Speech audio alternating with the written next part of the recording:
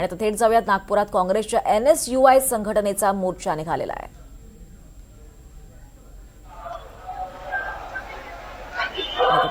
दृश्य आपण पाहतोय, नागपुरात काँग्रेसच्या NSUI संघटनेचा हा मोर्चा निघालाय।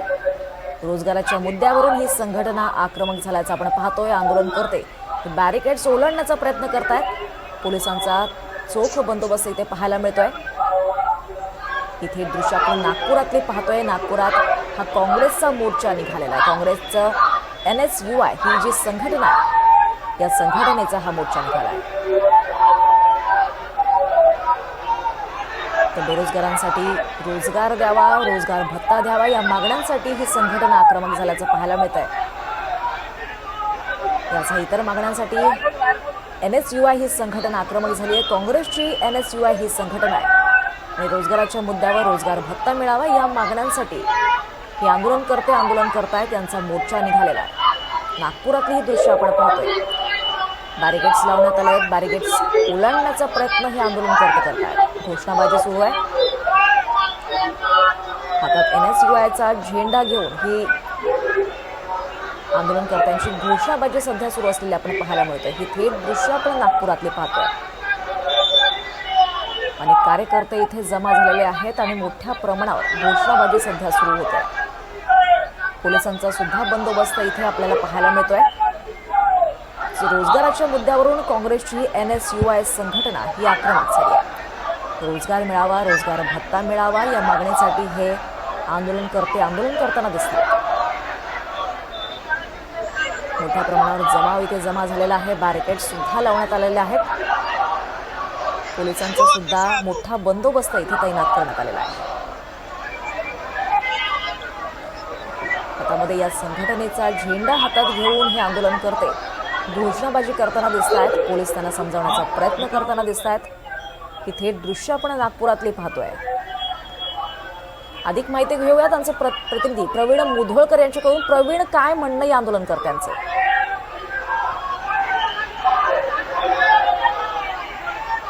युवक काँग्रेसकडून हा मोर्चा काढण्यात आलेला आहे आणि युवक काँग्रेसला इंदोरा चौकातून परवानगी देण्यात आली होती आणि इंदोरा चौकातून LIC चौकापर्यंत हा मोर्चा काढण्याची परवानगी देण्यात आलेली आहे। आता LIC चौकामध्ये इथे खाली लिबर्टी टॉकीजच्या आधी हा मोर्चा आलेला आहे आणि इथे हा मोर्चा अडवण्यात आलेला आहे। या मोर्चामध्ये जे लोक सहभागी झाले आहेत त्यांना सांगण्यात आलं आहे की कुठल्याही पद्धतीनं बॅरिकेड्स ओलांडू नये, पण हे जे NSUI चे लोक आहे हे आक्रमक आहे आणि आम्हाला विधान भवनात जाऊ द्या असं म्हणतायत। हे जे आंदोलक आहे, आंदोलकांचं म्हणणं आहे की नोकऱ्या नाही आहे आणि भाजपच्या वतीनं प्रचार केला जातोय की नोकऱ्या मोठ्या प्रमाणात उपलब्ध झाल्या आहे, पण भाजपच्या जे दावे आहेत ते फोल आहे। भाजपचे नेते सांगतात की छोटे मोठे उद्योग करा, वडे तळा, पकोडे तळा, त्यामुळे वडे पकोडे तळण्यासाठी आम्ही शिक्षण घेतलं आहे का, त्यामुळे नोकरी द्या नाहीतर भत्ता द्या, असं या NSUIच्या कार्यकर्त्यांचं म्हणणं आहे। त्यामुळे इंदोरा चौकातून निघालेला हा मोर्चा आता LIC चौकापर्यंत आलेला आहे आणि इथे मोठ्या प्रमाणामध्ये पोलीस बंदोबस्त तैनात करण्यात आलेला आहे। अतिरिक्त कोमक तैनात करण्यात आलेली आहे। त्यामुळे कोणीही बॅरिकेड्स ओलांडू नये असं सांगण्यात येत आहे, पण कार्यकर्ते हे आक्रमक आहे आणि बॅरिकेड्स हे ओलांडूनच राहू असं कार्यकर्त्यांचं म्हणणं आहे। त्यामुळे पोलिसांनी सांगितलं आहे की कुठल्याही पद्धतीने बॅरिकेड्स ओलांडू नये। त्यामुळे इथे आता पोलीस हे आलेले आहे आणि पोलीस समजावून सांगतायत की तुमच्या मागण्या ज्या आहेत त्या आम्ही पोहोचवू, पण आक्रमक होऊ नका। पण कार्यकर्ते हे आक्रमक होण्याच्या दिशेनं आहे आणि बॅरिकेड्स आम्ही ओलांडून राहू असं सांगतायत।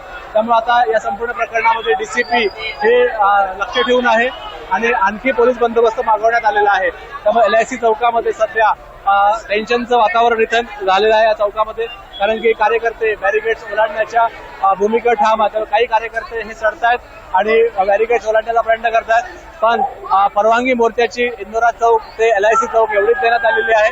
त्यामुळे या बॅरिकेडच्या पलीकडे कोणीही जाऊ नये असं पोलिसांचं म्हणणं आहे। त्यामुळे या ठिकाणी कार्यकर्ते जे आहे ते कार्यकर्त्यांमध्ये या ठिकाणी हाणामारी परिस्थिती जी आहे ते सुद्धा होत आहे।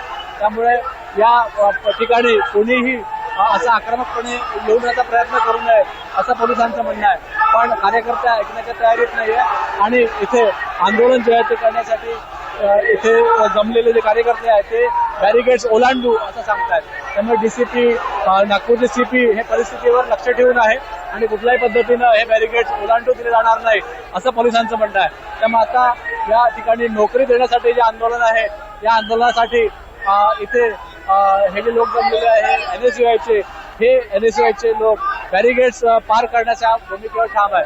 त्यामुळे 500च्या वर कार्यकर्ते NSUIचे इथे आहे आणि हे कार्यकर्ते बॅरिकेड्स ओलांडून राहू असं म्हणतायत.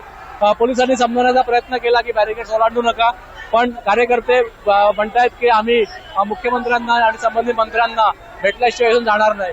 त्या आता या परिसरामध्ये हे बॅरिकेड्स दोन स्तरीय बॅरिकेड लावण्यात आलेले आहे. त्यामुळे हे जरी बॅरिकेड ओलांडला तरी दुसरं बॅरिकेड ओलांडू जाणार नाही.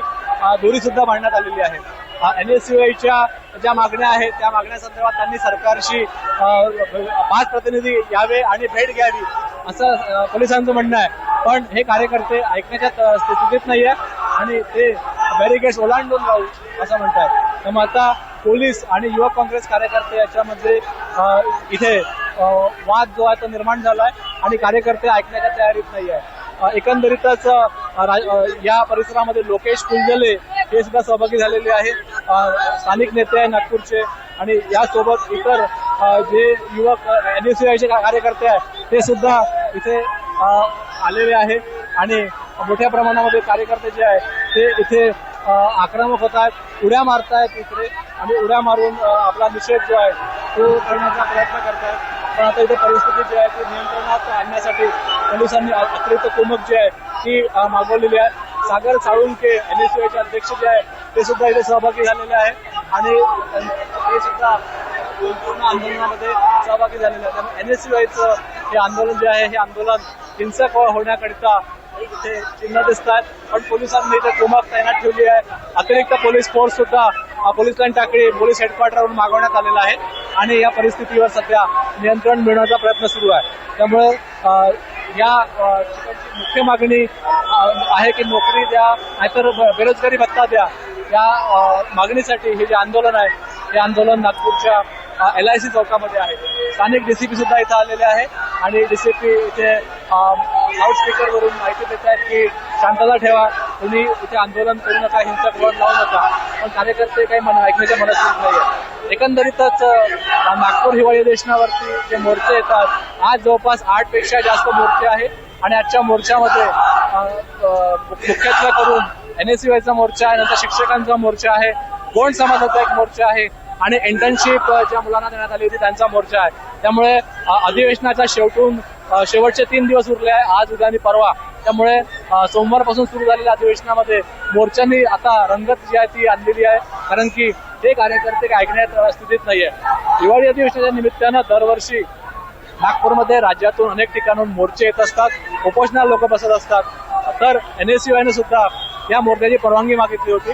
त्यांना नागपूरच्या इंदोरा चौकापासून ते LIC चौकापर्यंत परवानगी देण्यात आली होती आणि आता पाटणी बजाज पर्यंत हा मोर्चा ज्यांना जागा दिली होती तर ते आले आहे आणि इथून पलीकडे कुठल्याही परिस्थितीमध्ये जाऊ दिलं जाणार नाही असं त्यांचं म्हणणं आहे. पंडित नेहरूंचे फोटो काही NSUI जे इथं आक्रमक कार्यकर्त्यांच्या हातात आहे, महात्मा गांधींचे फोटो काही लोकांच्या हातात आहे आणि यासोबतच भगतसिंगांचे फोटो सुद्धा काही कार्यकर्ते घेऊन आलेले आहेत. त्यामुळे आता अभूतपूर्व परिस्थिती आहे या LIC चौकामध्ये, कारण की एकीकडे इकडे पोलीस म्हणतायत की हे बॅरिकेड्स कुठल्याही पद्धतीनं पार दिले जाऊ देणार नाही, पण दुसरीकडे हे कार्यकर्ते जोपर्यंत आम्हाला आतमध्ये जाऊ दिले जाणार नाही तोपर्यंत आम्ही इथून हटणार नाही आणि आमचं निवेदन संबंधित मंत्री मुख्यमंत्री यांच्यापर्यंत देत नाही तोपर्यंत आम्ही हटणार नाही असं NSUIचं म्हणणं आहे. त्यामुळे आता या परिसरामध्ये गोंधळाची स्थिती आहे, पण स्थानिक DCP जे आहेत ते परिस्थितीवर लक्ष ठेवून ऍडिशनल कुमक सुद्धा मागवली आहे. नक्कीच प्रवीण, हे आंदोलन काढण्याच्या आधी या मागण्यांसंदर्भातलं कोणतं निवेदन प्रशासनाकडे देण्यात आलं होतं?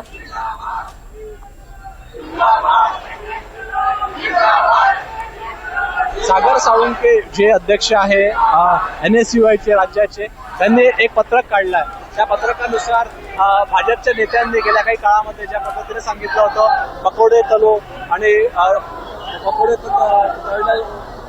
पकोड्यासंदर्भातलं जे वाक्य होतं ते खूप प्रसिद्ध झालं होतं. पकोडे तलो बेरोजगारी दूर करो अशी घोषणाबाजी काही लोक करतायत.